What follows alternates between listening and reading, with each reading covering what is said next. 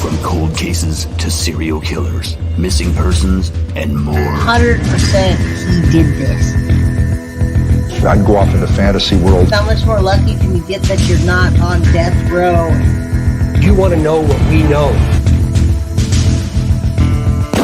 My name is Jade. This is Guilty of Crime.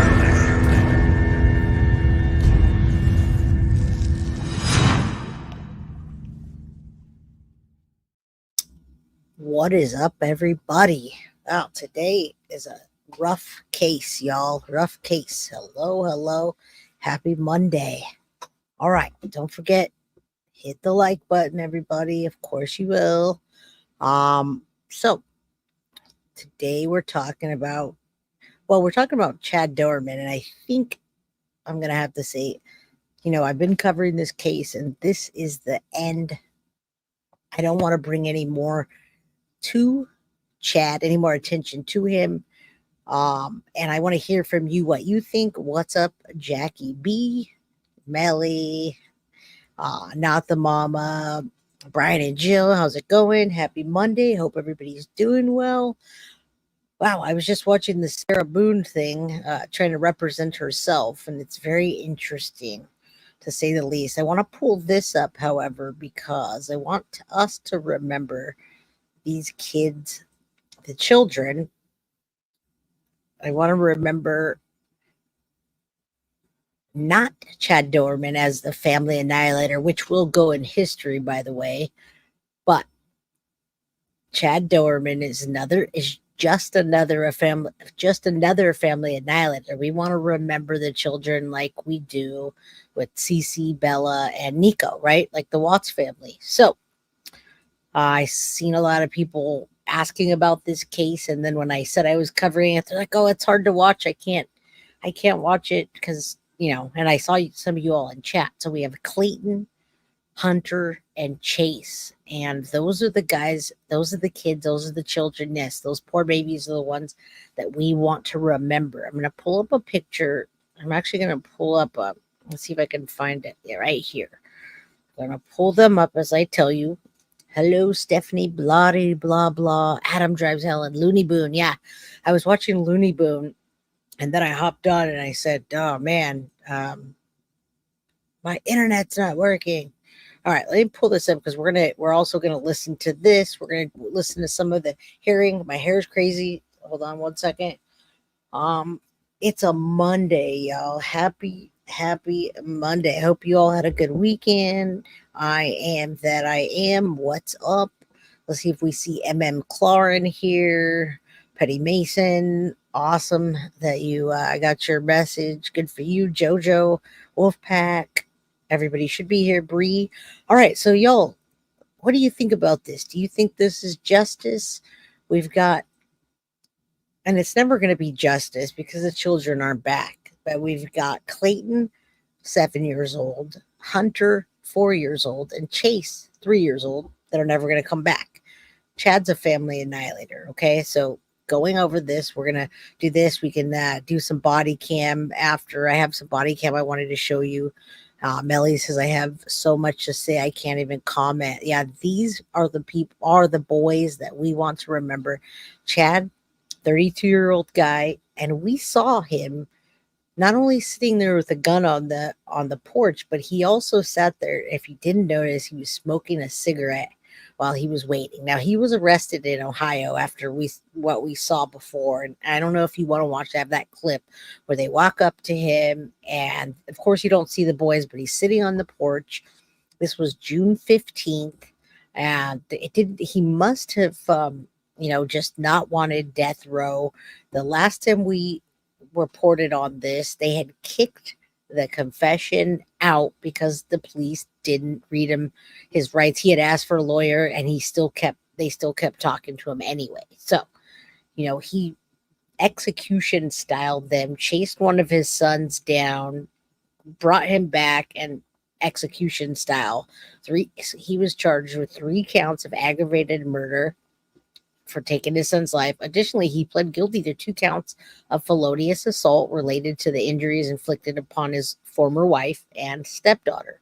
as part of the plea agreement, the death penalty was taken off the table. So, I mean, this guy is the coward of all cowards, right? What's up, Paul? Not the mom. I'm glad the sister and the mom don't have to be traumatized by trial. Yeah, and we're gonna listen to them though. However, today we're gonna listen to them talk, and we're gonna listen to the mom talk. We're not gonna watch the whole plea. The whole plea was 49 minutes or something like that, and then they had a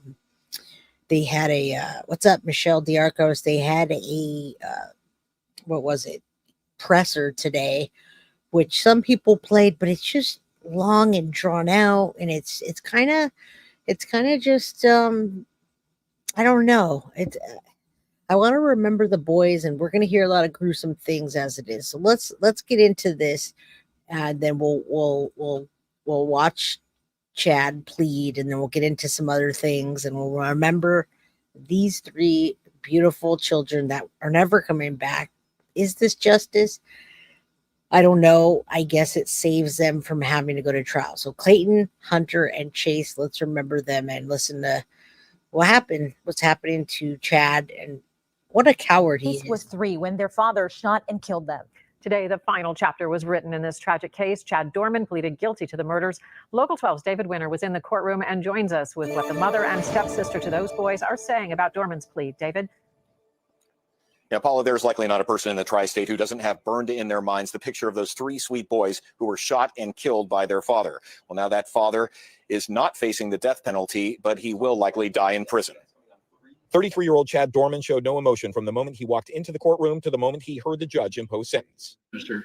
Doerman, as to count 1, I'll impose a prison sentence of life in prison without the possibility of parole. The judge found Doerman guilty of 3 counts of murder for each of his 3 boys. It was part of a plea deal struck between Doerman and the prosecutor, who said he was approached on Tuesday by the defense. Doerman agreed. Now, let's look at his face. It's been kind of like this the whole time, and I want to see if there's any questions in here I can answer. Did he say why he did this? This is never a good reason. I wonder why. No. Well, he didn't say why he did this, but we know why he did this. His wife was leaving him. He was an alcoholic. He was clearly drunk that day when they grabbed him up. He had been drinking. He was smoking a cigarette. And did JoJo just say she gifted 5 memberships? I don't know.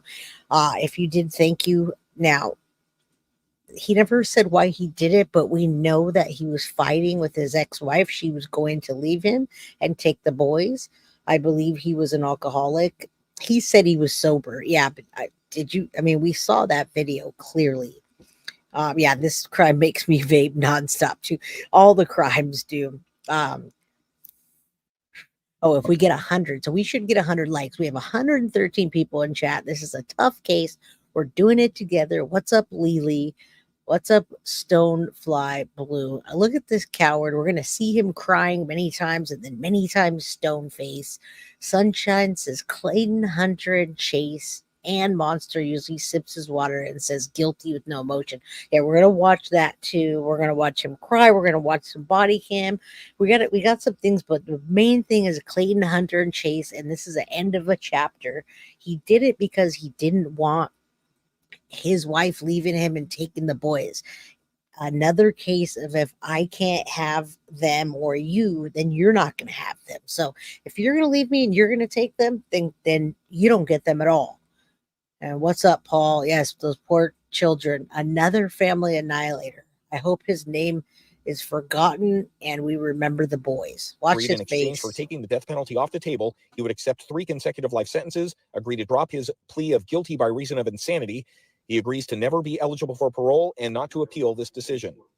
This all stems from what happened in Monroe Township on June 15th, 2023, when Doerman shot 2 of his sons, then chased down the 3rd and executed him as well. All this while their mother and stepsister were desperately trying to stop him from killing 3-year-old Chase, 4-year-old Hunter, and Now, I'll leave them up as I say. Some of you don't know the whole story. I've been covering this, and someone says, did you get my super sticker? I don't know what is going on today because I'm not seeing anything coming through at all. But if you send me a super sticker, I'll throw it up. I haven't gotten anything. StreamYard's being extremely weird today. Remember these children. Remember why. Yes, NYC baby boomer. This is why. Mom was holding her baby and trying to shield the baby, the little one, from getting shot by Chad. And she ended up getting hurt herself. She bit him.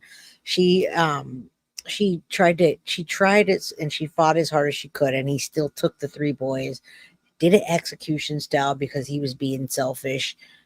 Her daughter, which wasn't his, ran and got help at the fire station. And Mercury is in retrograde. Stonefly Blue, I was thinking that too. When Mercury is retrograde is coming, things get all wonky. I don't think I'm weird, but I believe in that. Men like this don't deserve to have their children with him. Absolutely. Avis also yanked one from the stepdaughter. No, I don't believe they yanked it from the mom. I should play that clip after, but let's watch this real quick. I got several things for you. I feel like a lot of people don't have the full picture here, and I want this to be the end of me covering this case as Chad Doerman takes a plea deal. He's going to get life without parole ×3. He's never getting out. And I hope there's some street justice in there for those beautiful boys. 7-year-old Clayton. Doerman's stepdaughter stood and stared at him as an assistant prosecutor read a statement that she wrote. I don't get to wake up early and wake the boys up. I don't get to hide the elf. I don't get to do any of the fun stuff anymore because they're gone and you took their lives. The boy's mother stood with her back to Doerman, sobbing as her statement was read. I was injured that day, fighting with every ounce of my body to just make it stop. I struggle every day, knowing I was not successful in doing so. And now I have to live with this and wonder what more I could have done to save them. After the hearing, we spoke to the prosecutor about the deal. How hard was it for you to accept this plea deal? It was not hard. It was the right decision to do justice for these little boys, for Clayton, for Hunter, and for Chase. And part of that justice is by giving their mom and their sister some relief. I lost my husband and my children to this horrible crime. The law will never replace my life and give me back what I have lost. The boy's mother also wrote a note to the public, and that note says in part, remember and talk about Clayton, Hunter, and Chase for who they were before the events of June 15th, 2023. Remember them as the boys who loved to have fun and were inseparable from one another. Their lives are not only about what happened to them, they are so much more than that. And she ends with, I love you, Clayton, Hunter, and Chase. Yeah, it's very sad to think about that. They're no longer going to be here. Chad was stone-faced most of the time, but I do have lots of him crying, and I believe a lot of times he was crying for himself. And Lydia says, honestly, these cases really make me feel like I'm having a heart attack. I literally just cry. I literally just cry anymore. I don't understand why people do this. I cannot understand the psychology behind family annihilators at all. Now, many times people in marriages, they get into fights and they kill a spouse, and we watch those and we say, what's wrong with those people? I can't believe they did that. But the psychology behind that is a little bit more understandable, I would say. I think you can all agree with me. If someone's been through a divorce or whatever, you can say, oh, I could have just killed my husband, right? Or my wife, or whatever. You can see that. I'm making light of a messed up situation. You can definitely get behind that. But when you take your whole family out, now he didn't kill his wife, and you want to know why? Because he wanted her to suffer and live the rest of her life not having those boys. So I have another clip here. This is where he pleads guilty, and then I'm going to play a longer one. I'm going to play some body cam with you, try to get through this and remember these 3 boys, Clayton, Hunter, and Chase, and talk a little bit about the psychology behind this and what you think. It is incredibly heartbreaking. I've been covering this case since it came out because family annihilators just really boggle my mind. But he's sort of a family annihilator because he didn't kill his wife. It's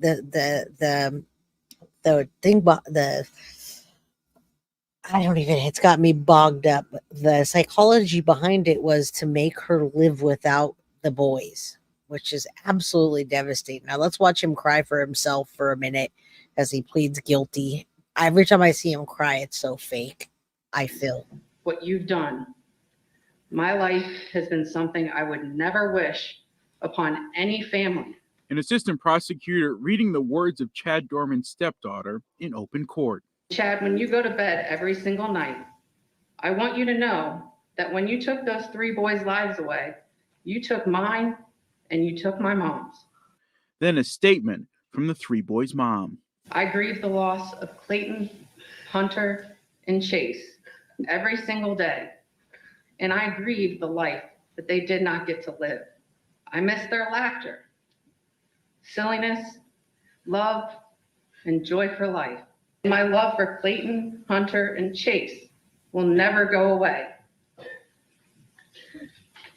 And I will never let them be forgotten. That's always been our goal, is to help them be remembered for who they were, how they lived, not, what happened to them. That's been the mission of Kristen Bennett since last June. She met all 3 boys through the New Richmond Youth Sports Association. They sure knew how to have fun at the ball fields. They were very competitive. They were very skilled. The boys' coaches started the hashtag So Play Catch cute. for the Doerman boys that went viral across social media. Yeah, we still ask people to just go out and have fun, play catch, just, make bonds with people, just be a Yeah, I don't know if some of you watched the press conference, but I'm not going to play that again. What I'm going to play is I'm remembering the boys. I'm going to go back to the 8-minute body cam so you can see this coward and hope that he gets some kind of street justice. What's up, Maurice, Australia? I love when people come from other countries right now. Love it, love it, love it. MS, Melly, I agree. Yeah, I think we're all getting down together with each other and kind of mourning the loss of those boys as it does come to an end. We're not going to hear about it anymore. We're not going to see them. The only time we're going to hear about something is if it comes up and something happens to Chad. There's no appeals. He's made a deal. He's made a deal with the devil with what he did. Spouse revenge, filicide is what he committed. There you go. It's filicide.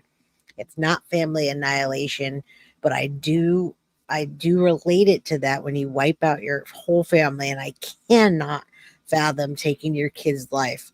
Can you imagine the fear they lived out while he was killed? Ran after one of the boys, took him back, and then brought him and lined him up. I cannot imagine that, everybody. And we do have 149 people in here.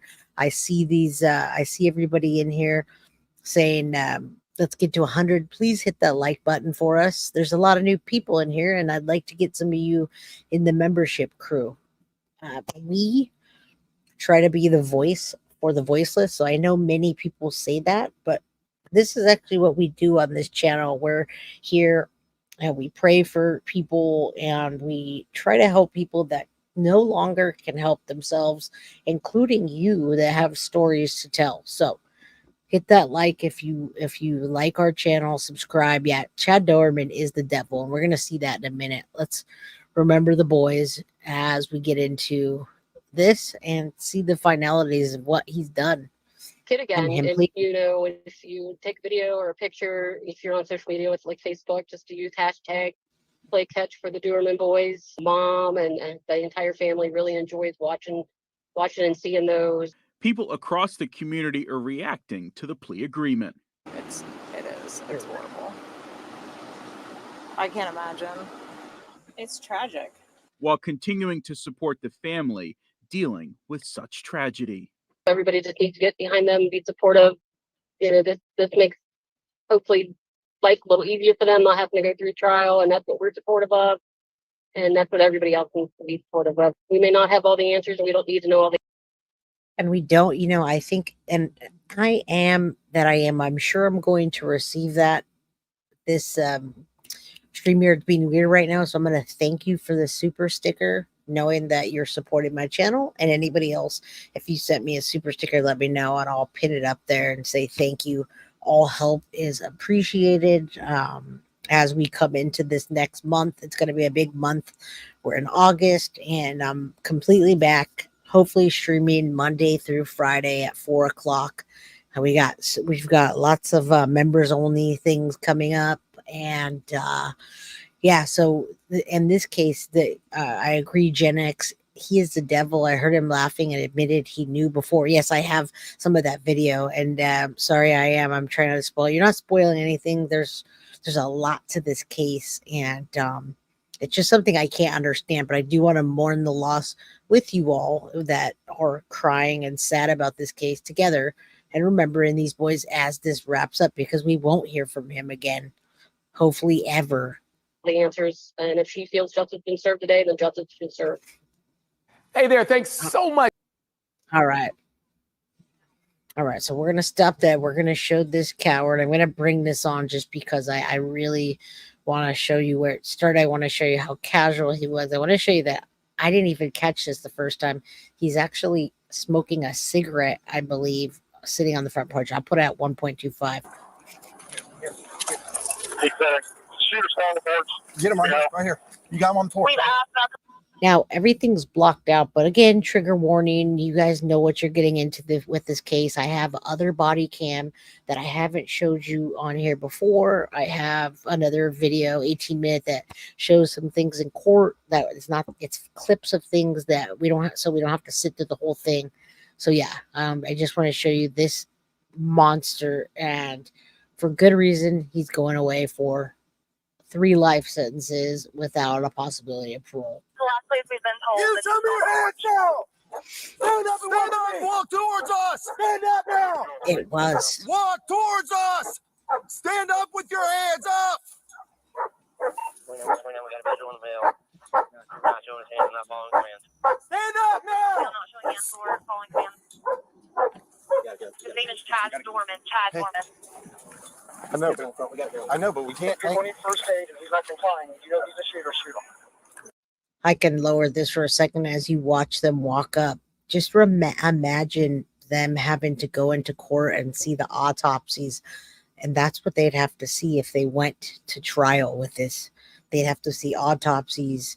So no, he doesn't want a death penalty. He doesn't want to be on death row. He wants to be out in, Gen Pop, which is probably what he'll be in. Melly says again, he's a demon.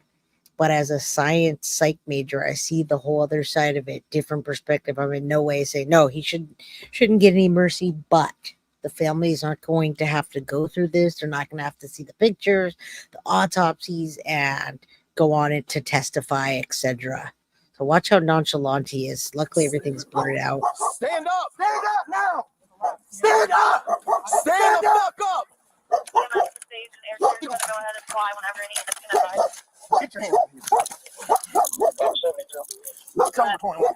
It's in there. There's got to confirm that there's people that need first aid, and that's the shooter. He's not complying. They need to take care of him. I got victims. They have to shoot him and shoot him. Man, I'm trying to hurt nobody.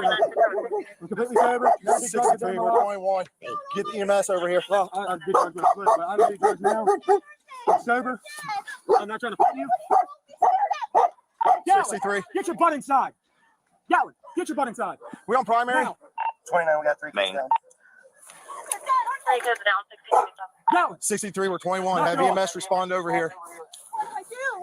Now remember, that big block are the kids that are laying down. He just lined them up and shot them. They did screw up his Miranda rights, but that doesn't matter.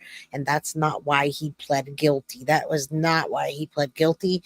That was thrown out, and we would have had to go through a long trial of seeing a lot of things. It messed up a lot of the responders, the EMS responders. Very crazy. Unbelievable. I couldn't imagine having to live through this and then live through it again. You're clear, they're being advised. Robert 34, just started mass custody response. 63, do you want them to respond to the Laurel Lindale address? Where exactly do you need them? We're right in the front yard.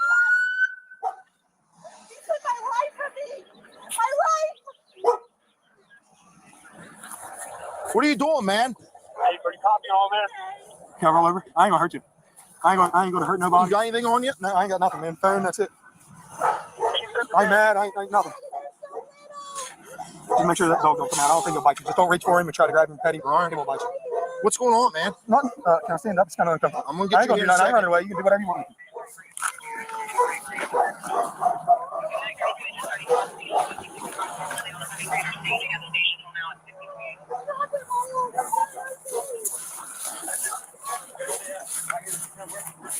Here. You the only one else inside the house? What? You the only one else inside the house? Sit down right here. My daughter, she ran over to the fire department. Sit down. It's my stepdaughter. Put him in the cage. Just a little. Just a little. Just a little. They're all being advised to contact two additional medics. There's also aircraft flying, so they need an LV and that's coming. Yes.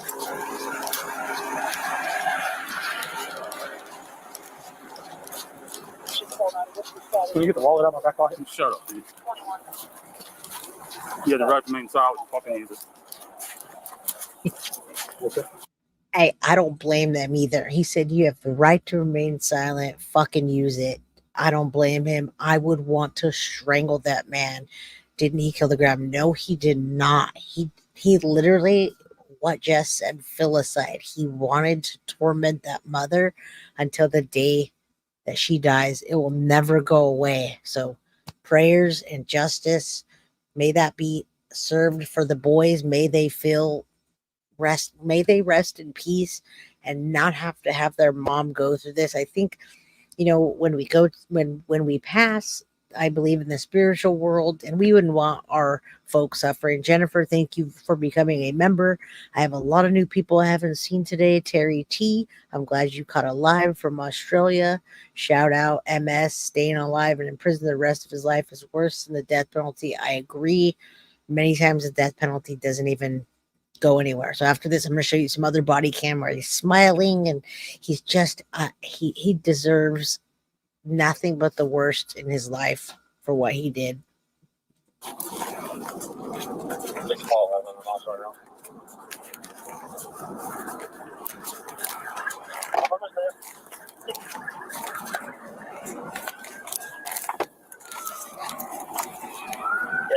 West, Jeep, and Captain Dory.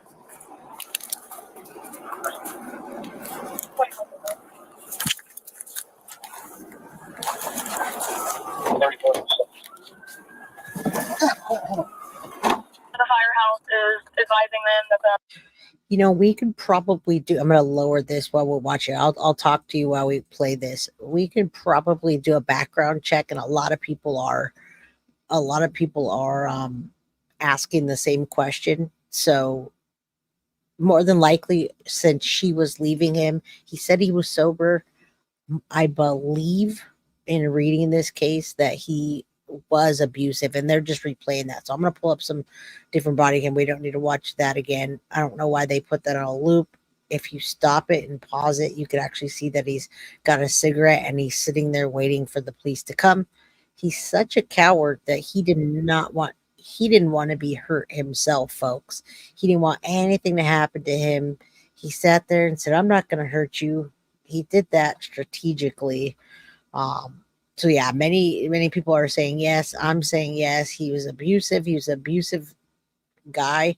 He had 3 children with this woman, and then he was abusive. She decided to leave him and take her boys, which is the right thing to do.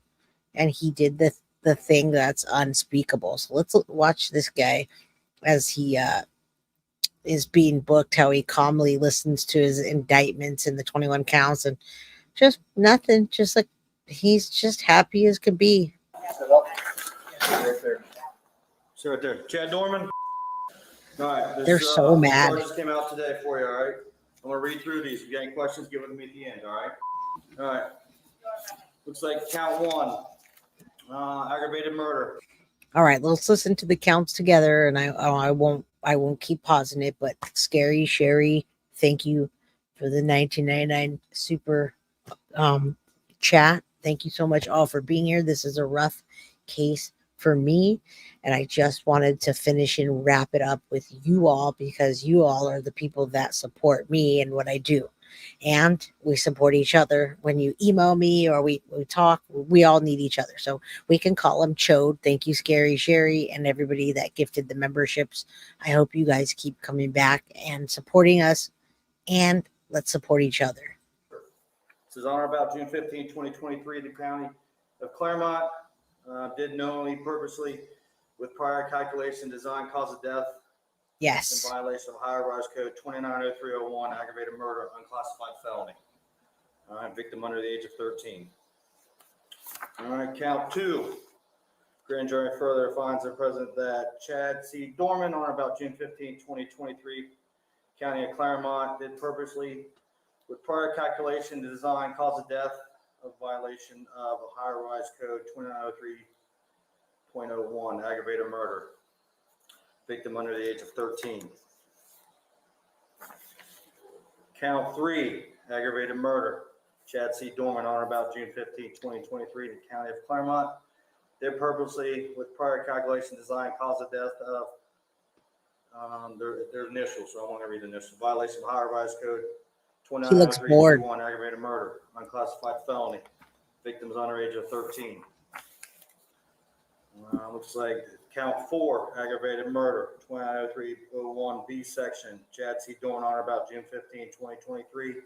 County of Clermont did purposely cause the death of while committing or attempting to commit or while fleeing immediately after committing or attempting to commit the offense of kidnapping in violation of Ohio Revised Code 2903.01B, aggravated murder, unclassified felony. Victim is under age of 13. Count. Am I the only one that thinks that he looks like he's bored, folks? Like he looks like he's like, come on, let's just get this over with. And MS, thank you for the rest in peace, beautiful brothers, Clayton, Hunter, and Chase. He looks like he's bored. He looks like he's just like, oh, well, here it is. He's very pathetic. And yeah, he wanted to punish the mother. He didn't take the little girl's life that wasn't his. He took the son's away that he gave to her. That's what his reason was. A lot of times you don't get reasons. Like Chris Watts. Chris Watts could have just left Shanann. He could have left Shanann and went with Nicole Kessinger and been done. There was no reason for him to do that either. 5, aggravated murder. Chad C. Doerman on or about He's June like, 15, 2023 in the County of Clermont did purposely cause the death of while committing or attempting to commit while fleeing immediately after committing or attempting to commit the offense of kidnapping in violation of Ohio Revised Code 2903.01, aggravated murder, unclassified felony. Victim under the age of 13. Looks like he's here. we're starting. 5, 6, 7. We're good. Hold on. Count 6. Chad C. Doerman on or about June 15, 2023, County of Clermont did purposely cause the death of while committing or attempting to commit or fleeing immediately after committing or attempting to commit the offense of kidnapping violation of 2903.21. Victim under the age of 13. We pretty much just started, folks. We did a recap of what happened, and then my next clip, we're going to watch him as he pleads guilty, and we're not going to watch the whole 49 minutes, and I'm not going to make you cry and watch the presser, but we're doing this together. We're supporting each other, and we're putting an end to this case with guilty of crime. I won't be covering this anymore. We're done. I've covered it, and yeah, this is it. If you go back and watch other videos I've done on this, it's come to an end. But we're just starting this, and we're still going to show him pleading guilty, and we're going to listen to the mom, hear some statements, just not all of it. Looks like there's also a total of 9 counts of the aggravated murder. There's 7 counts. He doesn't care. I'm going to read these here for you too. Look at him, he's smiling, everybody. I'm going to read them too, but I got to.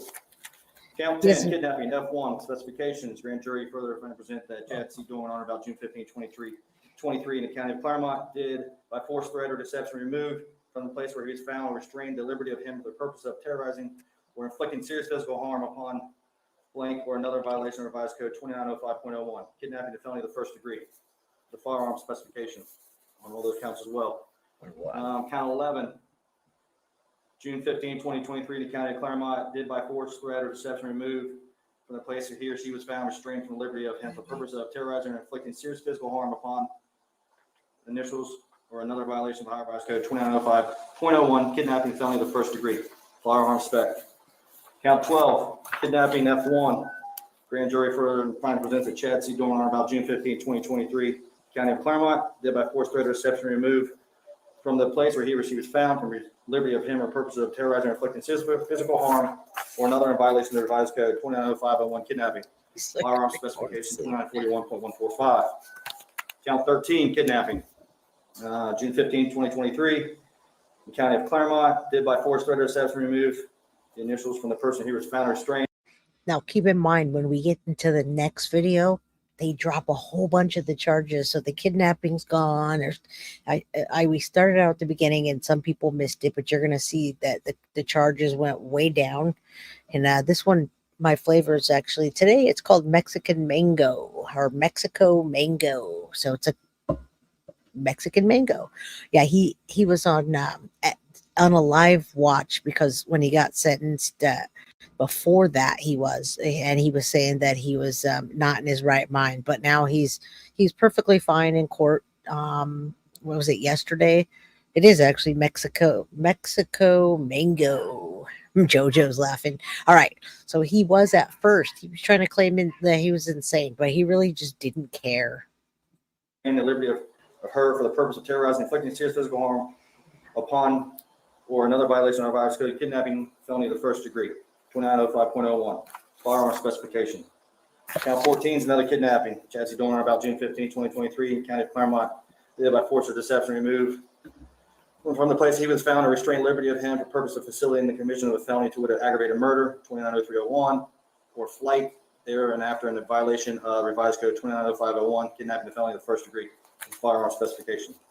Count 15 is also kidnapping. Grand jury finds He could care less, and I'm just lowering it because a lot of these charges got dropped. I want to show the body cam and how my point is how he reacts. We have a few more minutes of this and then we'll get into the court part, but the body cam was important, and his demeanor, his behavior. Yes, they had him on unaliving watch, and Melly says this is a good outcome. If he would have got the death penalty, he would have had a chance to appeal.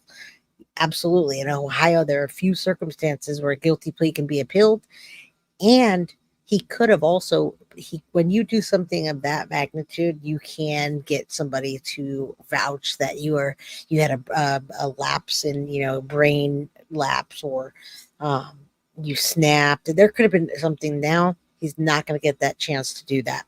I mean, we can clearly see that he's fine. He looks like he just is bored out of his mind. I'm not sitting here crying like they were on my own. Yeah, I'm exactly living not so sure about the easy part. Yeah, he's they're reading him so many charges and he's just like, okay, get on with it. And that's the point. He did try the insane defense, but he was ready to go to trial, folks. And this was actually a surprise plea deal. They approached the DA, the district attorney, and they said, I don't want to put the parents through this anymore. And thank you for Ohio for being familiar with the cases, because everything is very every state is different, especially with the death penalty. I don't know if he was a drug user, but I'm very sure he was an alcoholic, and a violent one at that. That's why his wife was leaving him. Ohio Revised Code 290311, felonious assault, felony of second degree, also the firearm specification signed by the grand jury panel and another prosecutor. 9 aggravated murder charges, looks like 7 kidnapping charges and 4 felonious assault charges. Look at this. He doesn't give a shit either. He could care less. All right. They're just walking through there's so much body cam on this that's been released, but we're gonna get into him admitting and then hearing what they have to talk about. And I mean, I think it's important when we wrap this up to hear. Hold on. They blurred out. They're not even saying what he said. He's explaining something to them, but you can't hear it. They took the sound off. So then you can see his body language. He yelled something at them, and then he calmly after that, he covered himself up with a blanket. So that was that. All right. Now this is the part we're going to get into, where he admits to executing his 3 sons, gets his punishment. We're going to hear some of the things. Yeah, very angry human for sure. And thank you, Carly, for letting people know to hit that like, help support the channel. Everything helps. If you don't have money, hitting the thumbs up is Even better, actually. All right. Cops didn't show him any favor. As a matter of fact, they were pissed. That's why I wanted to show that body cam from the beginning, because they were like, they could you imagine seeing that? Can you imagine having to see that and then still having to work and do that? People know right from wrong, no excuses. Oh, he knew right from wrong. He did that to make the mom as miserable as possible. As to count one, aggravated murder in violation of 290301A, an unclassified felony. How do you plead? Guilty. Count two, aggravated murder in violation of 290301A, an unclassified felony. How do you plead? Guilty. Chad Doerman, the man who hunted down his 3 young sons on a summer day and shot them to death, pleads guilty. He will die in prison. The nightmare of attending court proceedings for the boy's family is over. Welcome to Crime Fix. I'm Anjanette Levy. Chad Doerman will spend the rest of his life in prison. He has now admitted, after nearly 14 months, that he came home from work early on June 15th of last year and shot his 3 little boys. Clayton was just 7 years old, Hunter was 4, and Chase was 3. Clayton and Hunter played baseball in Clermont County, Ohio, east of Cincinnati. The boys' obituaries said that Chase one day wanted to play baseball just like his big brothers. Most little boys worship their fathers, and the Doerman boys were probably no different. But on that sunny summer day last summer, Chad Doerman committed the ultimate act of betrayal. He came home early from work, grabbed a Bible, and walked around the house mumbling, "Chad knows what's right." He was scaring his then wife as he tried to get into the gun safe in their bedroom. Doerman, according to court records, told her he was kidding. She was worried, so she and one of the boys laid down in bed with him. And then Doerman started shooting. Doerman's wife tried to save her boys, as did her older daughter, Doerman's stepdaughter. Doerman's now ex-wife grabbed the barrel of the gun, and he shot her through the thumb. She tried to get one of her... Okay, so here's the first time now you're hearing this story with the paperwork. So she wasn't even leaving him right then and there. It wasn't like she was like, "Hey, I'm leaving with the boys." He just got up and snapped. They were laying there just hanging out. He was abusive, yes. He was an alcoholic, yes. He was sober at the time is what he said. I'm not really sure. I didn't see anything. Yeah, she tried to stop him and he shot her through the finger. She tried really hard. So now you're hearing this, and yes, he is very evil. They did not make him say what he did, but he did plead guilty, as you heard. For boys to run, but the boy could not get away fast enough. Clayton, Chase, and Hunter's mom and sister could not stop the slaughter. My daughter, she ran over to the fire department. Sit down. It's my stepdaughter. Put him in the cage. Doerman was taken away by sheriff's deputies. Can you get the wallet out of my back pocket? Shut up, dude. You have the right to remain silent. There was little question that Doerman had committed these crimes, but he was innocent until proven guilty, as anyone else charged with a crime would be. Clermont County prosecutor Mark Tacalvi announced his intent to seek the death penalty. My goal was to have this man. I wasn't sure if he bit her or she bit him. Thank you, blah, blah, blah. I don't know if someone could clear that up. I thought that she bit him and tried to get him away, but he shot her. I'm not really sure. She put her thumb in the barrel. Yeah, she did. She put her thumb in the barrel, Lisa, so she could stop him from taking that little boy's life. And he took all of them, ran and got the one, brought them back, lined them up, and execution style. Okay, he bit her, so I had that backwards, but yeah, he did. He shot her through the hand. And when I heard about this case and I saw the body cam, I knew I needed to cover this, even though it's a hard case. Now we get to put it to rest, and hopefully these boys get to rest, and their mom never will. She's got her little girl left. Thank God he didn't take her life. Executed for slaughtering these 3 little boys. But then Doerman's statement to law enforcement was suppressed because he had asked for a lawyer, and a detective continued to question him anyway. After that ruling from the judge, Doerman changed his plea to not guilty by reason of mental disease or defect. He had essentially said he pulled the trigger, but didn't know what he was doing was wrong at the time because of mental illness. And we're here this afternoon because I have been advised that a plea agreement has been reached in this matter. That brings us to today, and Doerman pleading guilty to the aggravated murder of his 3 little boys. As to count one, aggravated murder in violation of 290301A, an unclassified felony. How do you plead? Guilty. Count two, aggravated murder in violation of 290301A, an unclassified felony. How do you plead? Guilty. Count three, aggravated murder in violation of 290301A, an unclassified felony. How do you plead? Guilty. Prosecutor Mark Tacalvi outlined what Doerman did on June 15th of last year. The defendant did purposely and with prior calculation and design cause the death of his 3 children: Clayton Doerman, age 7, Hunter Doerman, age 4, and Chase Doerman, age 3.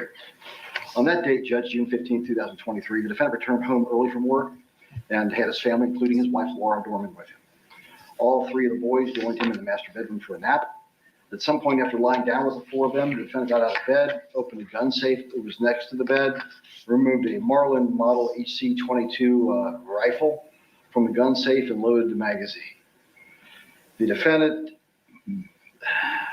shot his son, Hunter Doerman, twice while in the bedroom.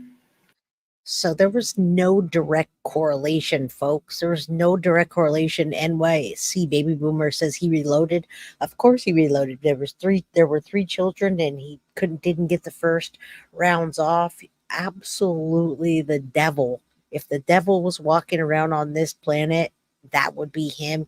Rebecca Wyman says, Jay, God bless you for covering this hard case. It is a hard case. There was no direct correlation that day.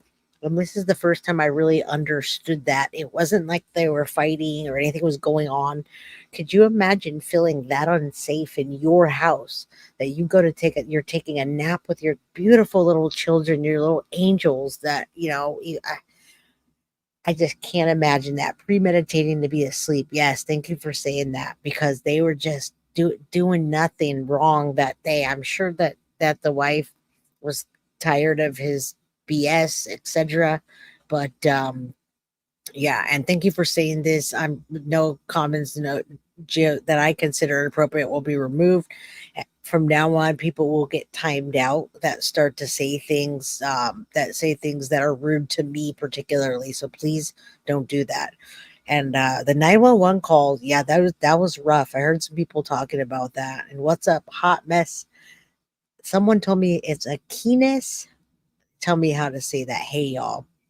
All right, let's keep listening to this. No reason for that to do it that particular day. And yeah, it's beyond horrifying. I just cannot understand the direct correlation. I can't understand. We never can understand, but there's no direct correlation of them taking a nap. He just snapped. His wife, Laura, began to render aid to Hunter and yelled for the other children to run. Laura's 14-year-old daughter, Alexis, who had been watching television in the family room, made her way to the master bedroom and witnessed the killing of Hunter. Alexis immediately began to run and indicated that Chasen had fled out the back door. Clayton had fled out the back door, and that Chad Doerman was following Clayton. She ran to help to try to protect Clayton.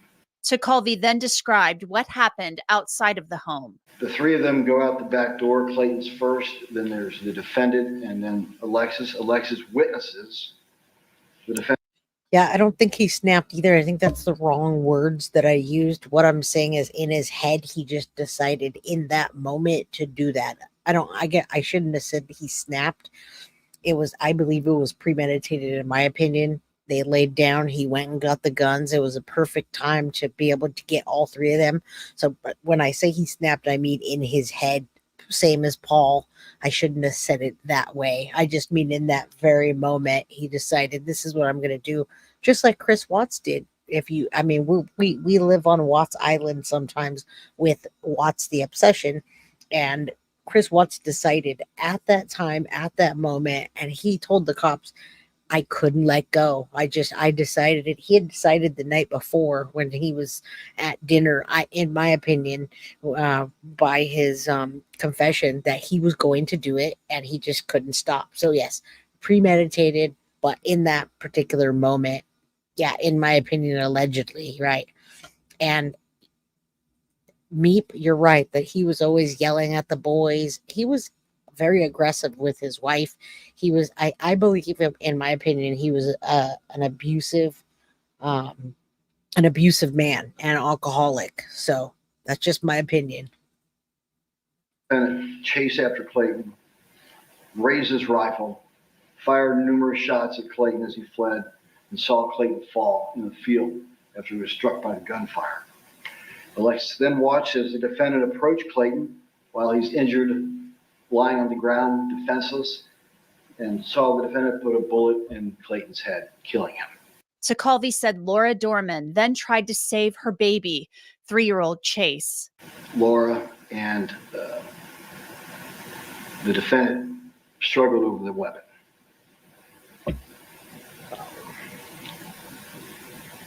Laura was bitten as she tried to protect Chase from the defendant. The defendant bit her. She put her thumb over the end. Okay, there you go. The defendant bit her. You're right. You're right. This is a hard case, and I've listened to it many times. No tears from him. It's been like that most of the time, except the very first hearing, he cried. And when he cried, I believe he was crying for himself. He knew the gravity of the situation. And thank you. Here you go. Equinus. Hot mess. Equinus. Thank you. All right. End of the barrel in an effort to stop the bullet. She was shot in the thumb.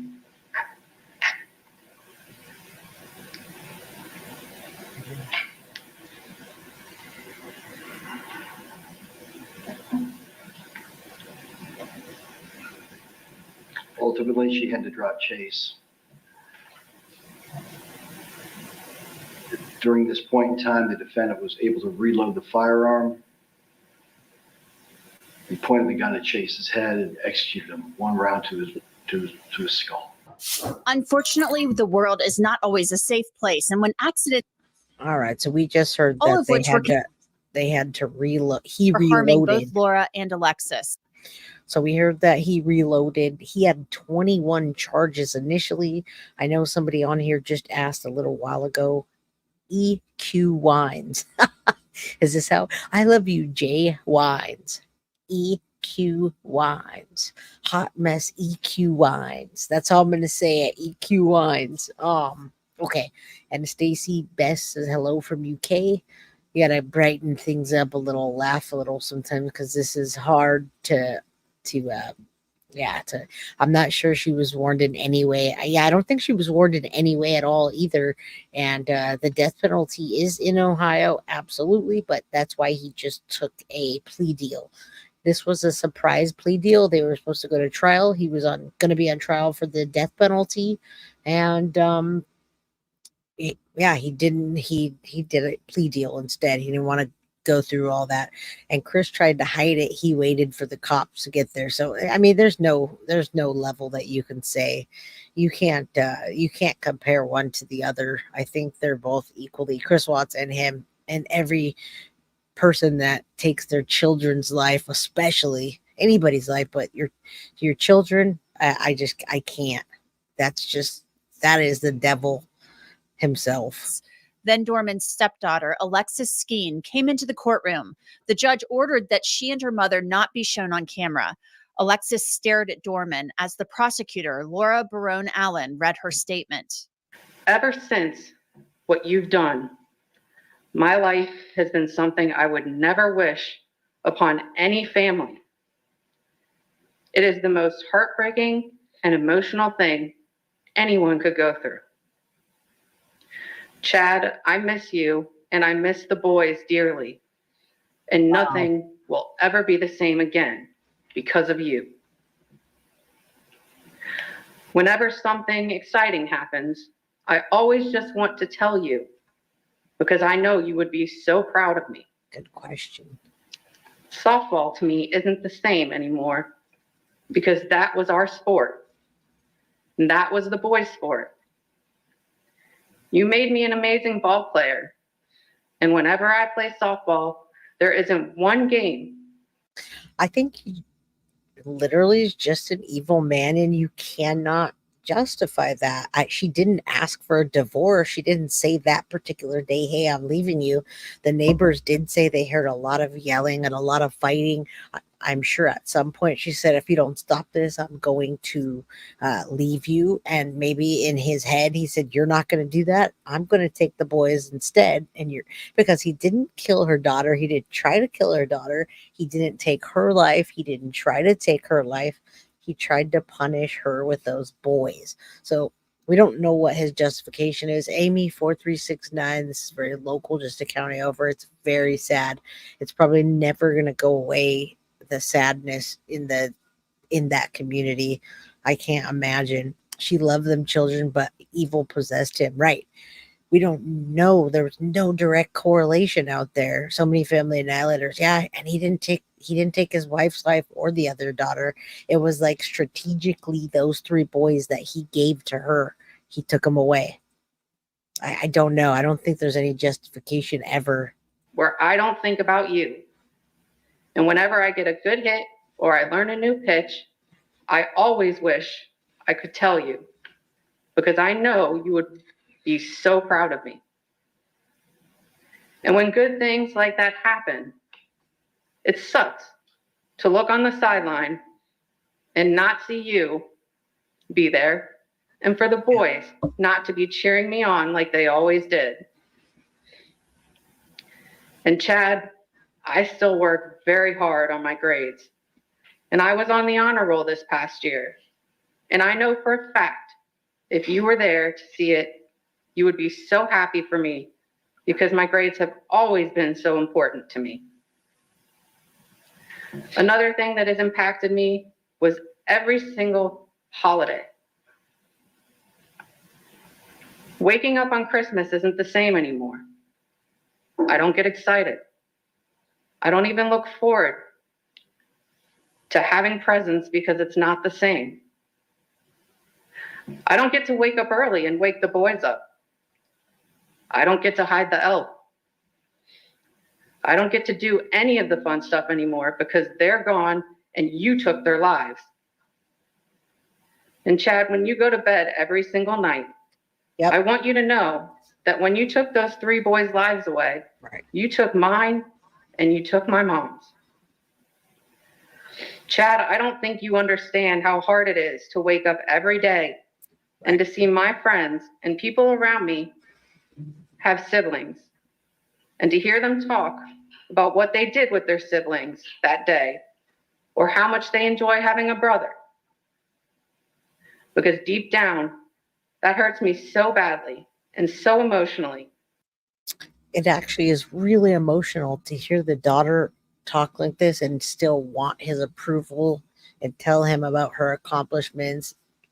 It shows that she still cares about him a bit, and only a kid, I believe, would be able to say something like that, because if I was up there as an adult, I think that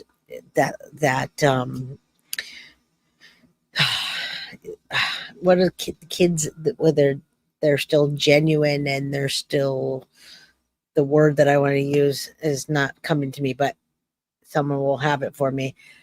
A child's innocence is still there, and her innocence is coming out in this.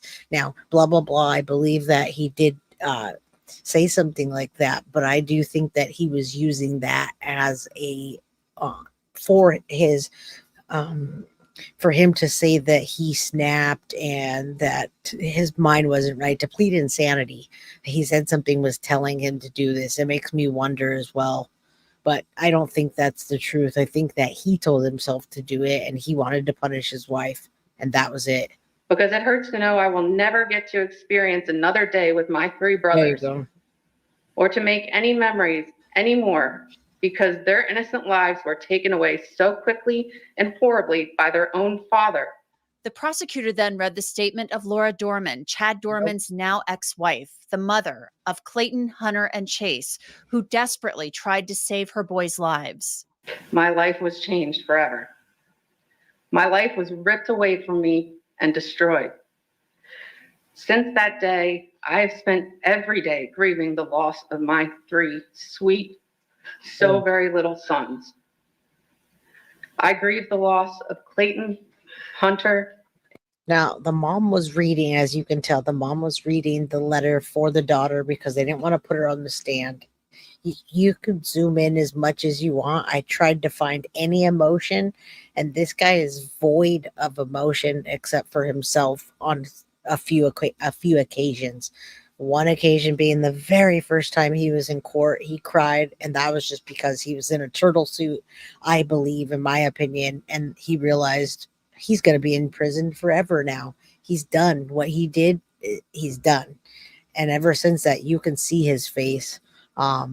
No, she didn't have a restraining order. They were all just taking a nap.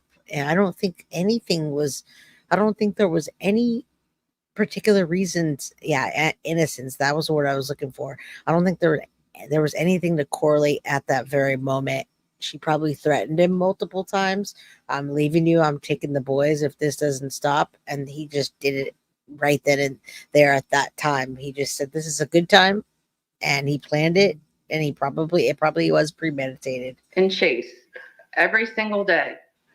And I grieve the life that they did not get to live. I no longer get to raise them and watch them grow. I miss each one of them so very much. Look at nothing. I miss their laughter, silliness, love, and joy for life. Where there used to be so much laughter, happiness, noise of rowdy little boys, there is now silence and emptiness. I would do anything to push them on the swing. Right. Cover them up one more time and hear their little ways of saying, I love you. All of it gone when I should have had so much more life left to live with them. I ask myself how a mother is supposed to carry on a life as a mom with one child left here on earth and 3 gone forever.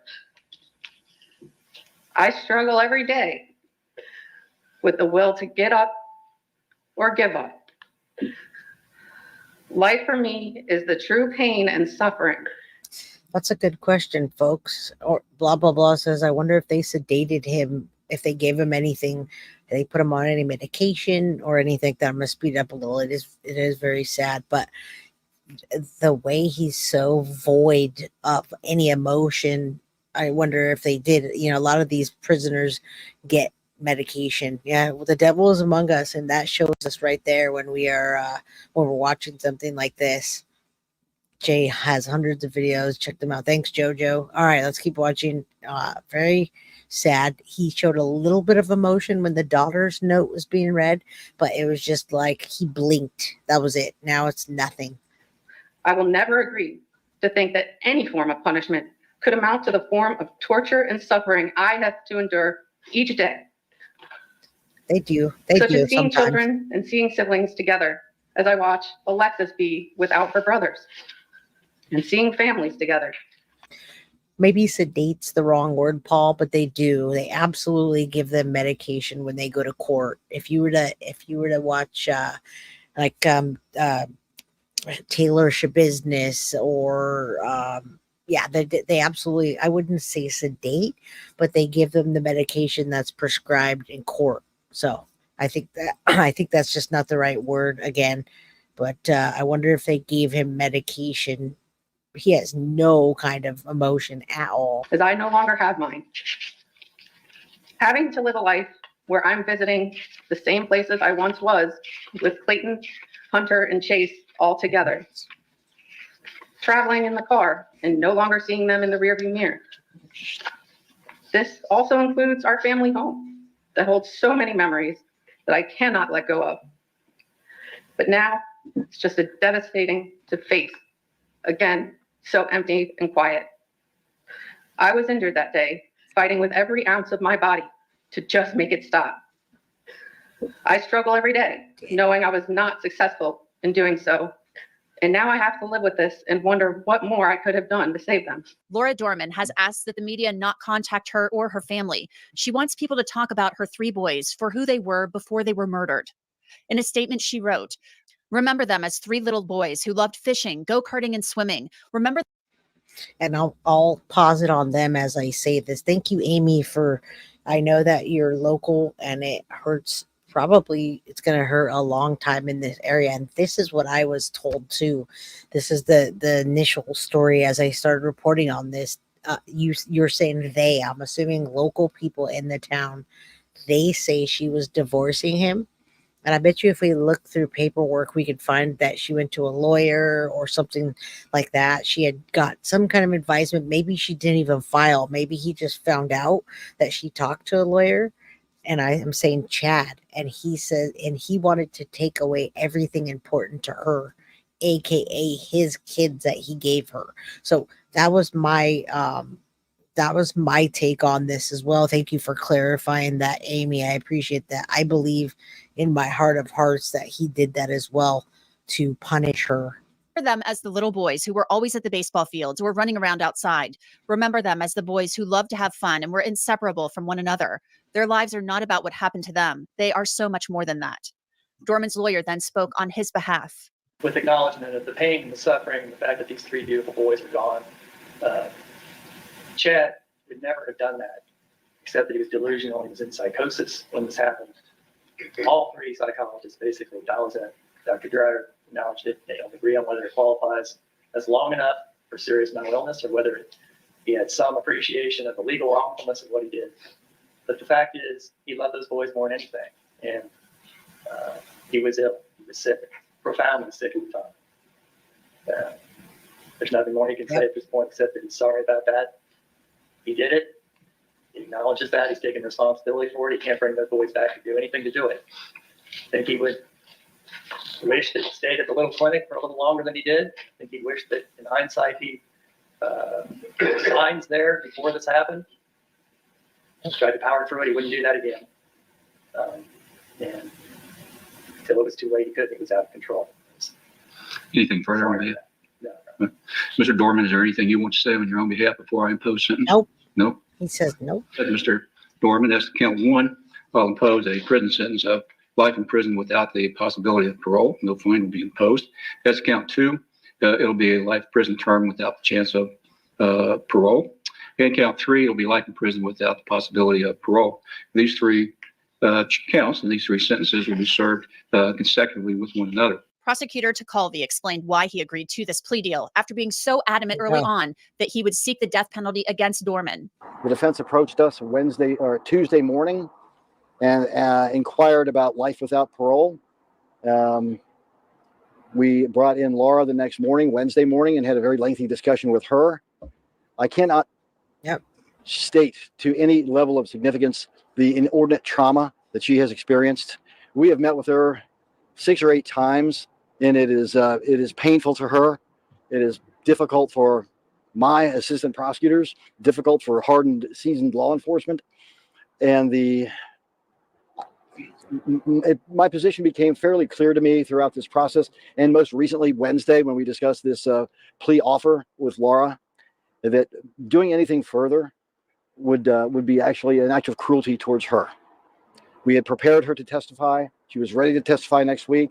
Alexis was ready to testify, but the trauma that these two experienced that day and continue to experience on a daily basis.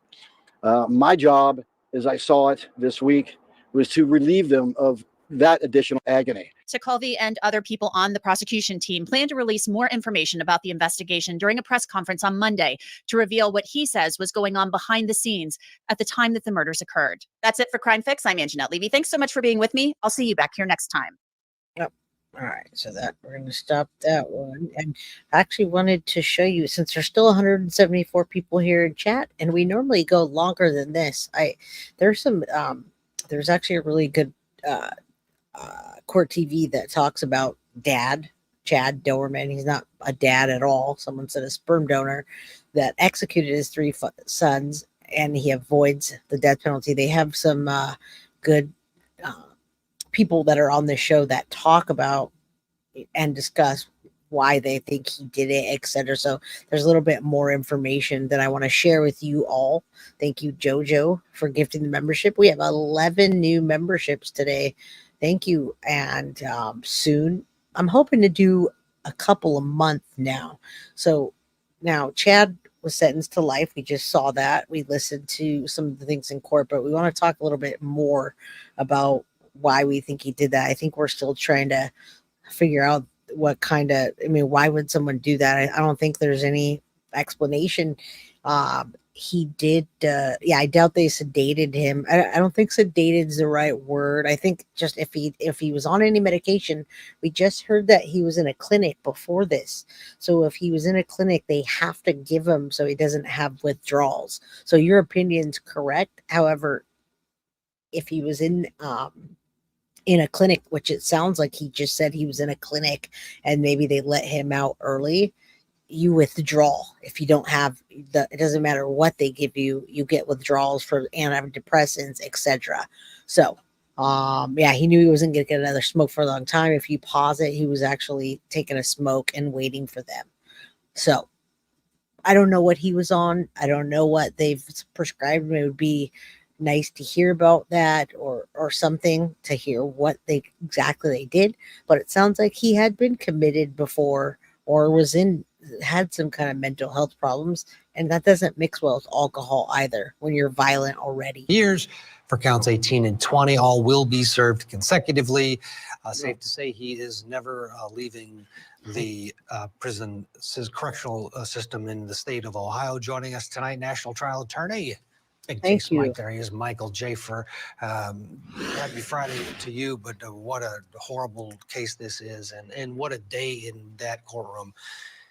You look at those kids, and their life is taken by their father in such an egregious way. Yeah, remember those little beautiful babies right there, folks. We there are angels now. We say a prayer for them, just a moment of silence for these young kids that didn't have a chance to grow up, didn't have a chance to date, didn't have a chance to get heartbroken like our kids do. Even though we think it's the worst thing at the moment, they didn't get that chance. 3 beautiful kids, and he decided to take them way too early. And what's up, Tiff Knox? And thank you all. I don't know if he took them fishing the day before, if anybody else knows that.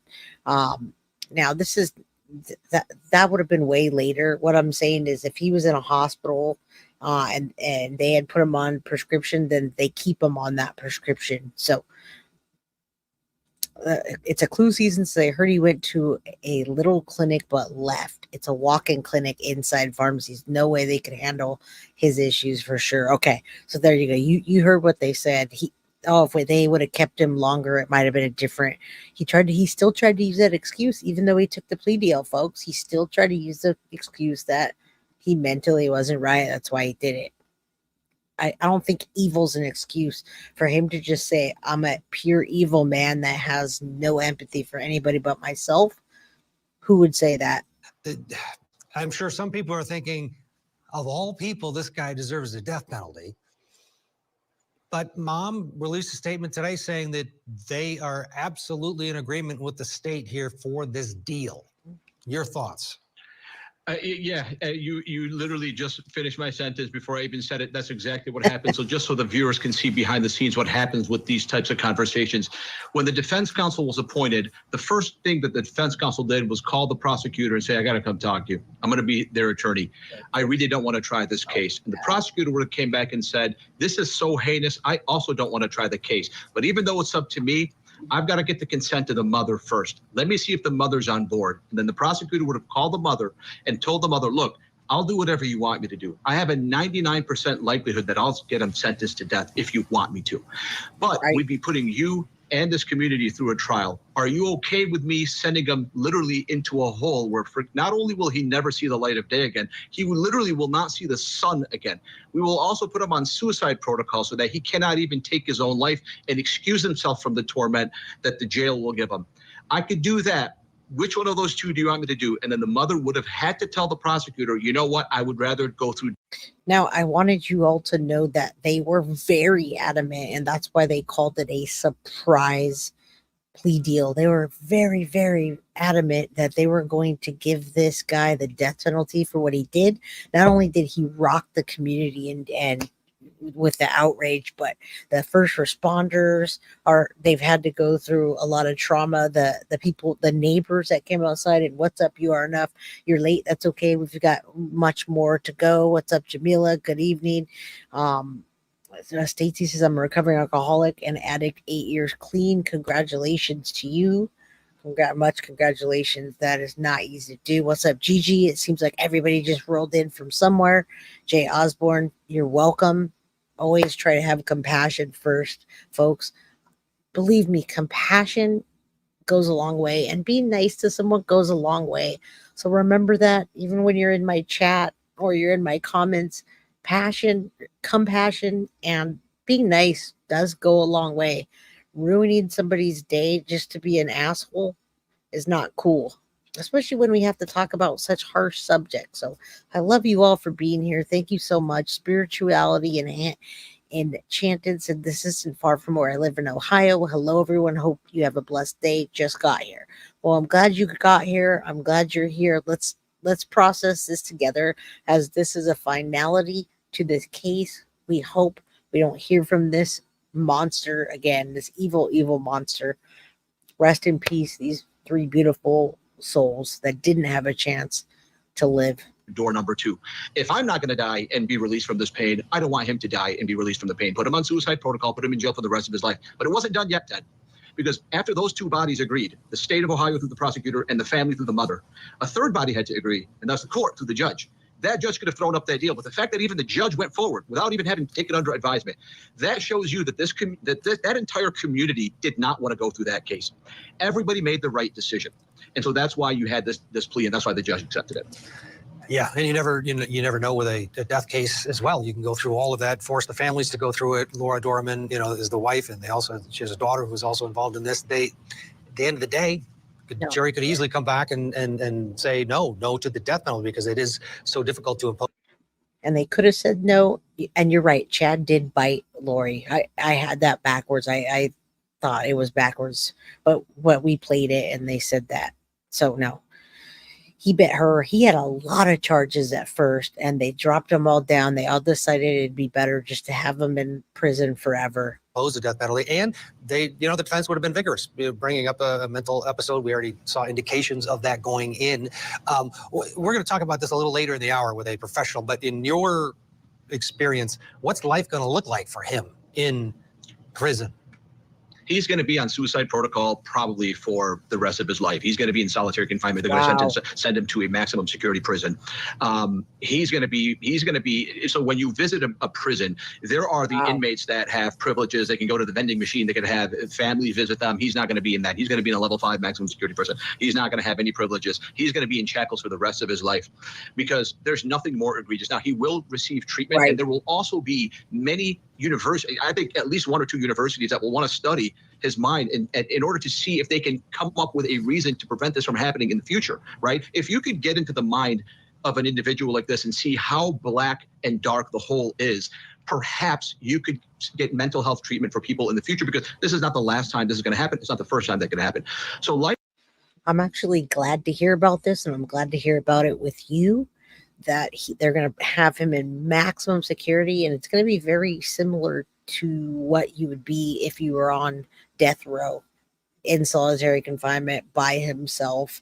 I don't know what kind of treatment they're going to give him, but yeah, this is the dad, the terrible dad that took his children. That's the worst. Yeah, Stella, I was just saying that, and I love you guys so much, and I love processing these cases with you, because you're right here with me. That is worse than the death penalty, a level 5 maximum. I agree with that. Oh, shoot. I went way too far back. I think we're about right here. Hold on. Where were we? Let's go to here. That's fine. Are going to need a lot of support, because there is no getting over, right? So there could be a level at some point where they can give back and help other people that may have similar situations. But their biggest thing that anyone can do that knows this family is to provide them with love and support and resources, and just be there for them, because this is forever has changed their life. So there is no recovery. Carol, what possible? The best, and they're going to probably talk about it now, the best thing that we can say, and the reason why he did this, why Chad Doerman did this to his ex-wife, soon to be ex-wife or ex-wife, was to take the children that he gave her away from her to punish her. That's the best thing, and that's the only thing that we can say, because we really don't know. And Melly says, yes, this is what I'm saying. I'm interested in digging deeper. The level of evil and brutality is extreme here. Absolutely. And those babies are beautiful. And I don't know how the mom and the daughter are going to process this. It's going to be a lifetime.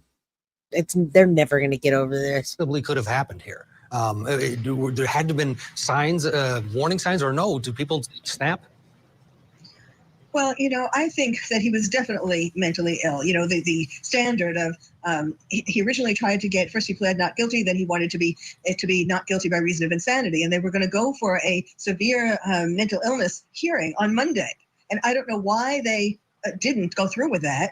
Apparently, according to the attorney, there were one or two psychologists on the side of the defense and one on the side for the state. And they couldn't agree, they couldn't agree on whether he knew what he was doing was wrong. And I mean, that really bothers me. I've done a ton of, well, maybe not a ton, but I've done a lot of murder cases as an expert witness. And there's a fine line, it's often the battle of the experts, but it's the jury who gets to hear the experts and what the experts base their decision on, and to decide, whether they think the person was not guilty, was insane at the time of the crime or not.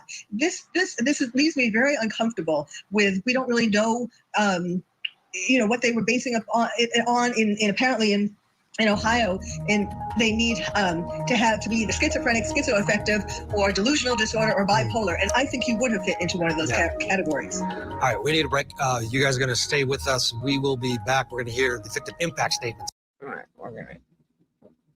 to make sure that I was making you proud for whatever I accomplished in life. But most of all, well, we heard some of those, so we're not going to listen to those again. those But I want to hear what they have to say about what Chad's going to go through, how he's going to live his life, what they think. Lacey and Dr. Carol Lieberman. Dr. Lacey, you can hear the pain, and this was read in court. These were their words, but these were read by a prosecutor or someone with the prosecution in the office.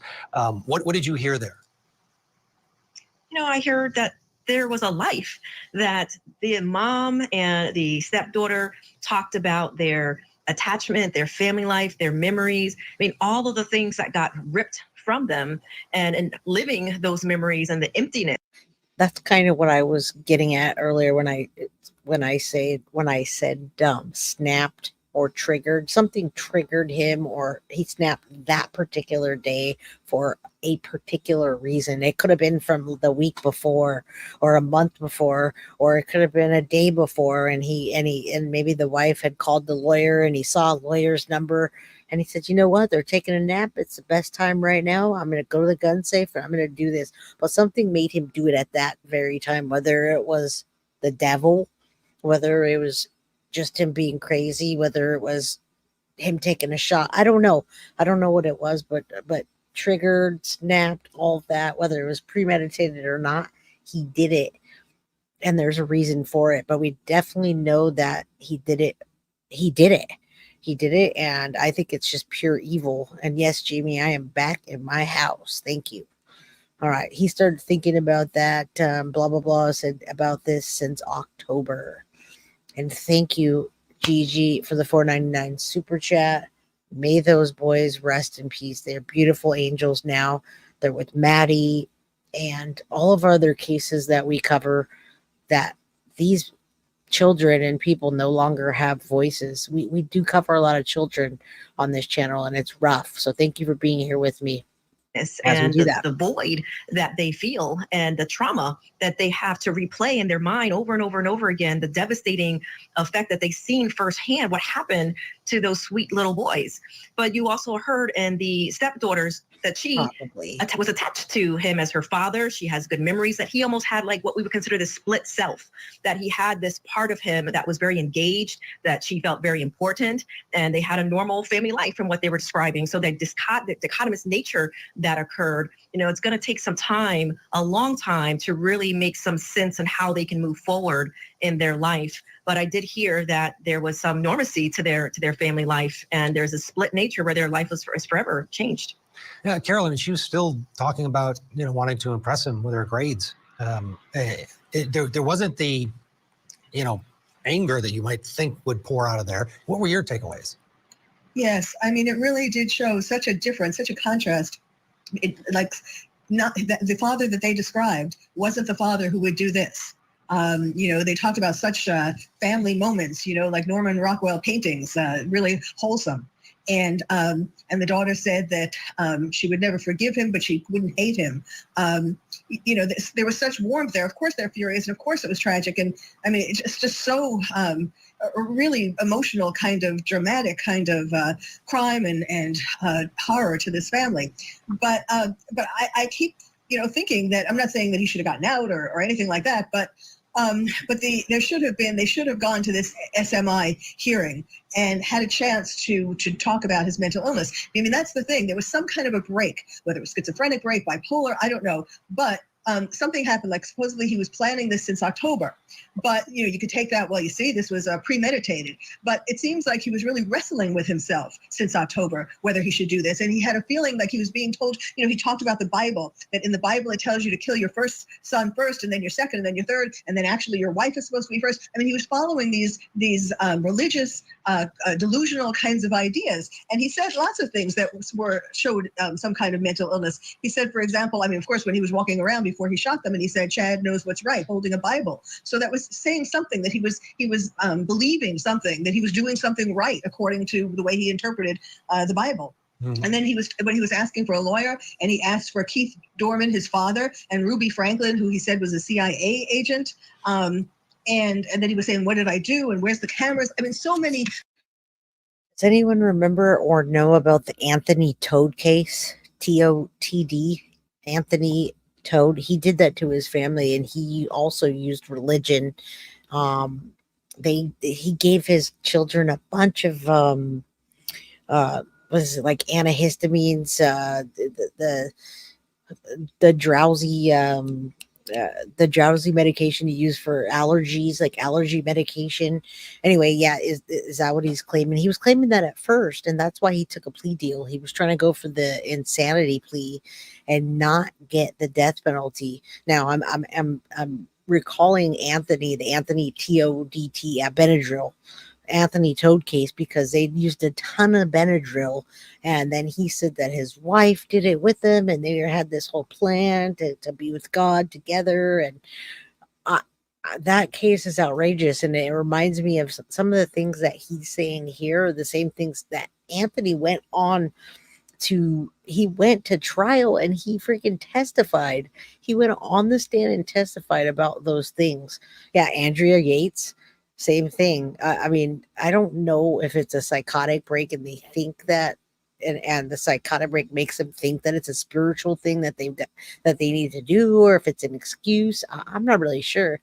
I'd like to learn more about that, but these cases they're sad, but studying them is important. Utterings. Right. Yeah. Really there was definitely felt like mental illness. Today, the defense attorney actually articulated that to the court, saying, hey, this guy is mentally ill. Let's take a listen. Chad would never have done that, except that he was delusional. He was in psychosis when this happened. All three psychologists basically acknowledged that. Dr. Dreyer acknowledged it. They don't agree on whether it qualifies as long enough for serious mental illness, or whether he had some appreciation of the legal wrongfulness of what he did. But the fact is, he loved those boys more than anything, and he was ill. He was sick, profound in the state of Utah. There's nothing more he can say at this point except that he's sorry about that. He did it. He acknowledges that. He's taking responsibility for it. He can't bring the boys back to do anything to do it. Yep. I think he would wish that he stayed at the little clinic for a little longer than he did. I think he wished that, in hindsight, he put his lines there before this happened. He tried to power through it. He wouldn't do that again. And until it was too late, he couldn't. It was out of control.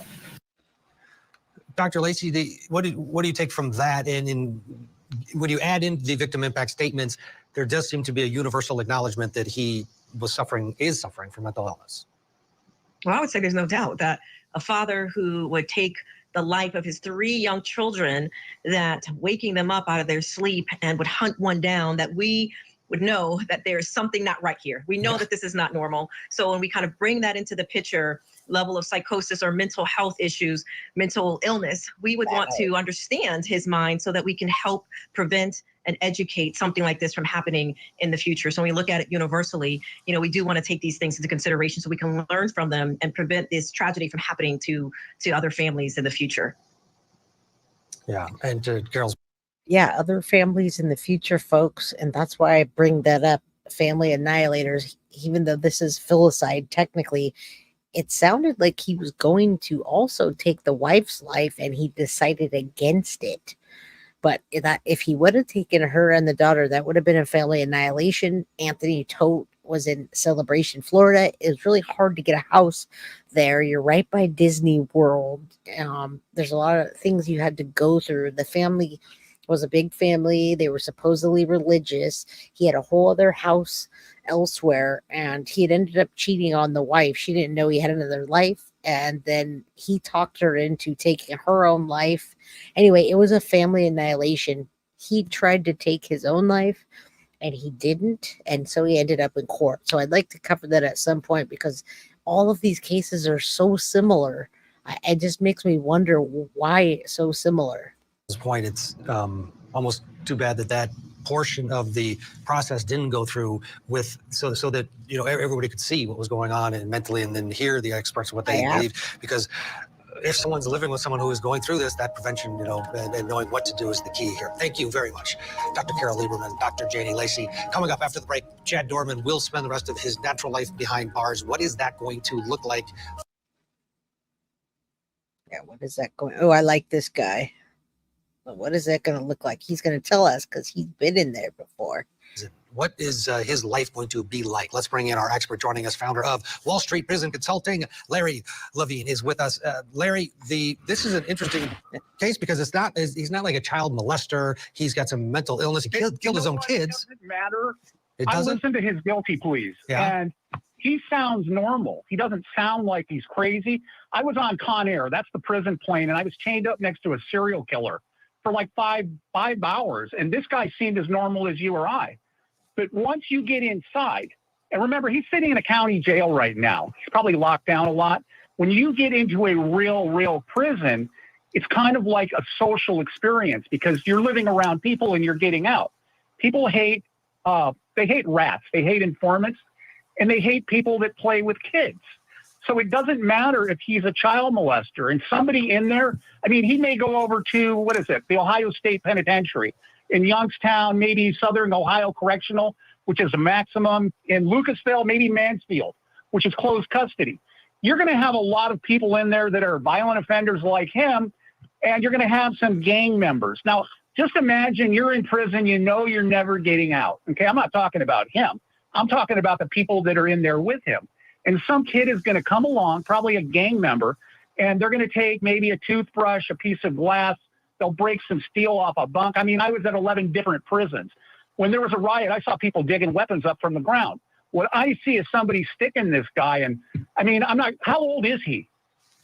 He's in his 40s, I believe. He's got a long life to go. Well, you know what? Maybe he does. Maybe he doesn't. Life as he knows, as I said, it's changed. He's not going to have that social experience, and he's going to be isolated among the population. His spending limit to go to the commissary, $150 to $200 a month. He can buy snacks and, cupcakes and candy bars, potato chips. He may not want to go to the dining hall. He will be ridiculed by people. And he's probably going to live in a cell. They're not going to put this guy in a dormitory. He's 33, by the way. He's 33, by the way. What if he makes it through the first 3, 4, 5 years, then will he be fine? No, because there's always people. They transfer people a lot. When there's a disciplinary problem, they just move people around. Remember, this isn't like a club fed somewhere. These people are never, ever, ever getting out. I mean, he can get some visits. Contact visits are like between 30 minutes. Now, listen, he's talking from experience of being in there. This guy's great. He always comes on shows. His name's Larry, right? And he tells you his experience. However, if you're on a level 5 and they're studying Chad Doerman and doing all of these things, I'm wondering, number one, who's giving him commissary, and number two, how much freedom he really has. I hope he doesn't have a lot of freedom, and I hope people aren't feeding this guy commissary. And I say this guy, Chad Doerman. I agree with this guy. I don't see him as mental. I see him as controlling, narcissistic, and evil. And I see that not only was that, he had time to think about it. He had enough time to think about not taking his wife's life and deciding against it. So how do you say that you're so crazy and you mentally snapped, but you decided not to do that, and you decided to do it that particular day while they were napping? You, I was thinking that myself, right? I'm hoping that people aren't feeding him commissary, and I Netsworld says if he has signs of illness, someone in the family should have took him to the hospital. Sad those 3 precious boys lost their lives. It said that he was in a hospital, but they didn't see any signs that he was going to do that. Although he fought a lot, he was very angry. He drank. I don't understand, but I hope that they keep him on level 5 for a really long time and in maximum. And I hope people aren't babying him like they do with Stephen Stearns and Chris Watts. I really, truly hope so. In 2 hours, he can get video visits, but who's really going to come and see him? I think this guy's going to be in isolation. Maybe while he's in there, he'll find Jesus or something. These people tend to do this. Yep. What kind of job? You can't have, okay, he's going to need like close supervision. You're not going to be able to send him with a work detail without a cop, a correctional officer nearby, because somebody's going to try to do something to him. Is he a big, I haven't seen him. Is he a really big guy? Fit, not big. Fit, not big. Okay. So 2 or 3 people take him into the showers or wherever, put a blanket over his head and beat the crap out of him. I mean, if I was there, I'd do it. I'd beat the crap out of him. Everybody has kids, nieces, nephews, grandchildren. These people are the outcasts. So his life is going to be a series of 5-minute phone calls, maybe a visit every now and then, a visit from his lawyer. Are they doing? I don't think they're going to do an appeal because he agreed to the sentence. No, I don't. He's never getting out. I mean, it's ridiculous. They ran it consecutive. So all they did was waste the taxpayers' money. They really just needed to give him 1 sentence. The guy is never getting out. He's going to leave in a pine box. You know, I hope he has a very, very short, painful life, and that someone take care of him the right way. You know what? Take care of him the right way, and he'll have early checkout. You follow what I'm saying? I hear you, Larry. All right, thanks. No, Chris Watts was in. They didn't move Chris Watts to Ohio. Chris Watts is in Colorado, folks. Chris Watts is in Colorado, and it seems that Chris Watts is not living that bad of a life, which boggles my mind. So we do Watts Wednesdays on occasion. I think I have another Watts Wednesday coming up to talk about Chris Watts, but his life doesn't seem too bad at all. So it's going to be interesting to hear if in 6 months from now that we do hear jail calls from this Chad Doerman guy, because you know that I'm going to play them if there's some jail calls that are coming out to, so let's say somebody, maybe some girl that feels sorry for him and that he had a mental break, or whoever he's talking to. If we get jail calls, we're going to listen to him. And I'd love to hear him say, that you say he's in Dodge. Dodge, Chris Watts is in Dodge, but this guy's in Ohio. That's not Dodge, right? Unless they've transferred him to Colorado. Ohio and Colorado are 2 different. So, yeah, all of a sudden he'll find God, Sue. That's what Chris Watts did. So, yeah, there's 2 separate. One's in Ohio, one's in Colorado. Dodge is in the Colorado, and Colorado says Wapoon, whatever that means, is somewhere else. Wisconsin, Dodge Correctional. I didn't hear they moved him. He committed the crime in Wisconsin is Dodge. Interesting. I thought he was in Colorado the whole time. That's where he committed the crime. So I don't think they're the same one. If they are, I doubt they'll ever see each other. Maybe. Maybe they'll both live their best lives and try to find God. I don't know. But Watts Wednesday, that's a whole other subject, other than the whole taking your family. I cannot fathom taking the life of your child. Larry, we got to run. Before we go, though, take a look at this photo. This is Matthew McCauley. He's 16 years old. He was last seen on July 25th in Phoenix, Arizona. If you have any information about where Matthew is, call the Phoenix Police Department at 1-602. And I'll leave that up just for a second. That was on my birthday, July 25th. If anyone's local in Phoenix and they even know about this case or they want to know more about this case, let me know. People going missing never a good thing. Wisconsin J is there twice. Wisconsin Dodge Correctional. I did hear they moved him. Okay. I did not know that. He was scared in Colorado, so they moved him. I don't pay attention to where he is. I did not know they moved him. I pay attention to what he's doing, but not where he is. So, well, that's for a Wednesday. Watts wasn't safe in Colorado. Well, now he's living his best life, and that new book that's out is telling more things. And I wonder if one day he's going to implicate Nicole Kessinger. That's a whole other story.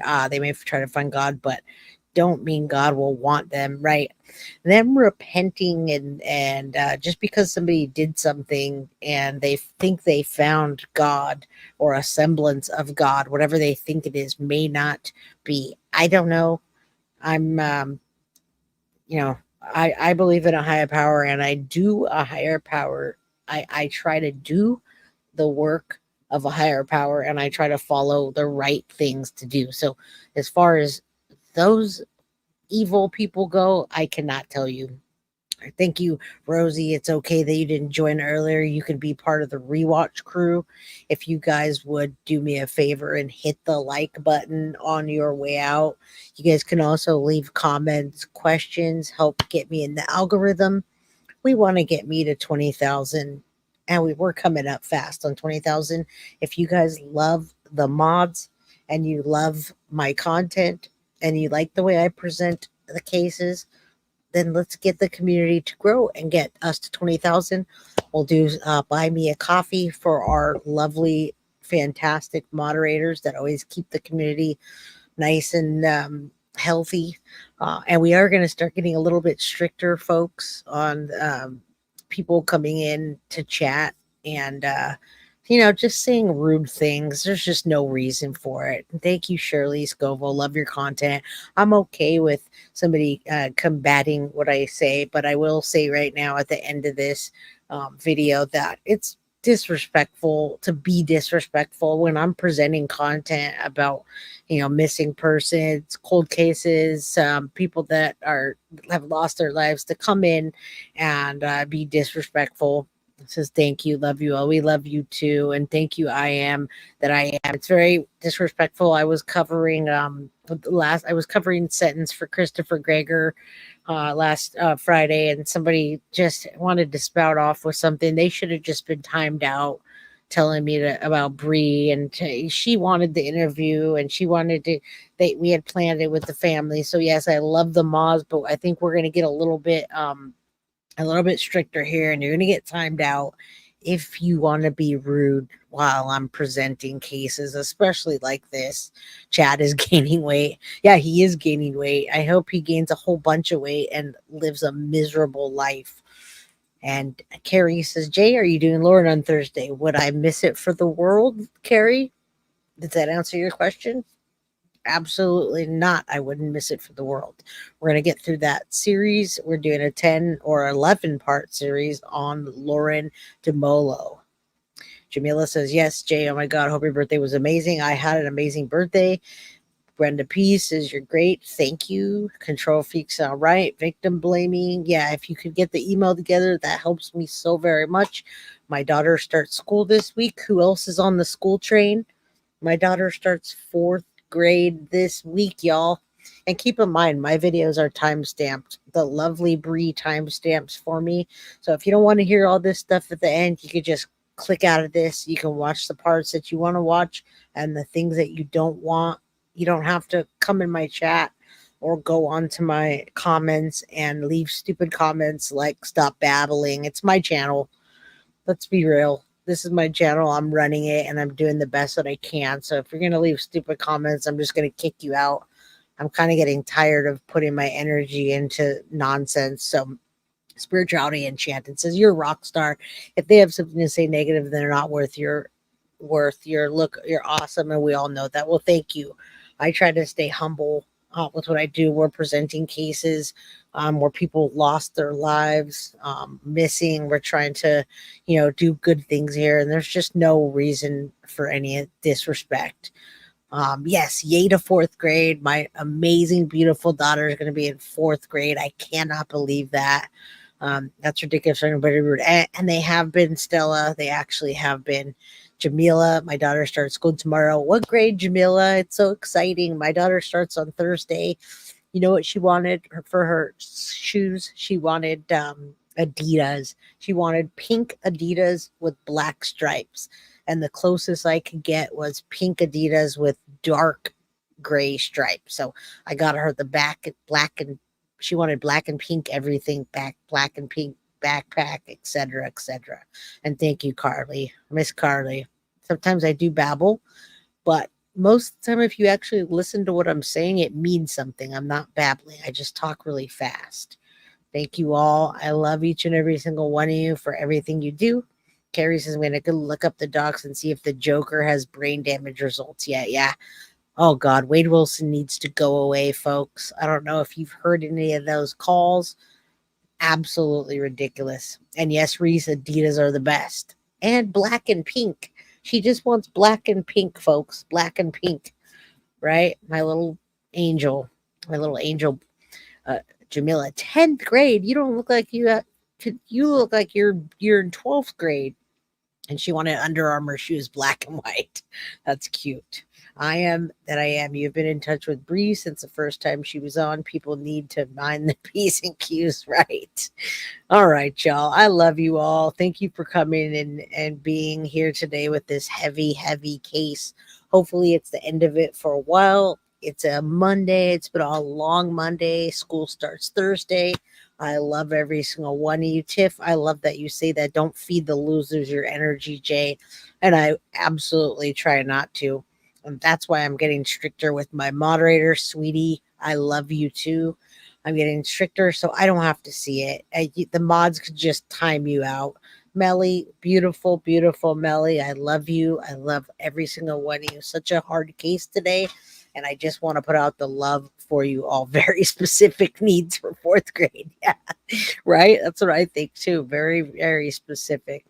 You need to look this story up. Well, S. Lopez, if you go back to my playlist, I have a whole Chad Doerman playlist. You don't have to look it up. Just go check it out on my playlist. I have, I think, 3 or 4 episodes now. So I love you all. Have a good night and go do something fun and get this heavy weight off of your back because we don't need to carry heavy weights around. All right. I love you all. Have a great night. I will see you tomorrow. Guilty of crime. I want to thank you for watching. If you enjoyed my content, please share this video, like, and subscribe. You can also follow me over at Facebook, Instagram, TikTok, X, or Gmail. If you'd like to donate to my channel, you can use Cash App or Venmo or PayPal. Thank you very much in advance. Guilty of crime. Are you guilty?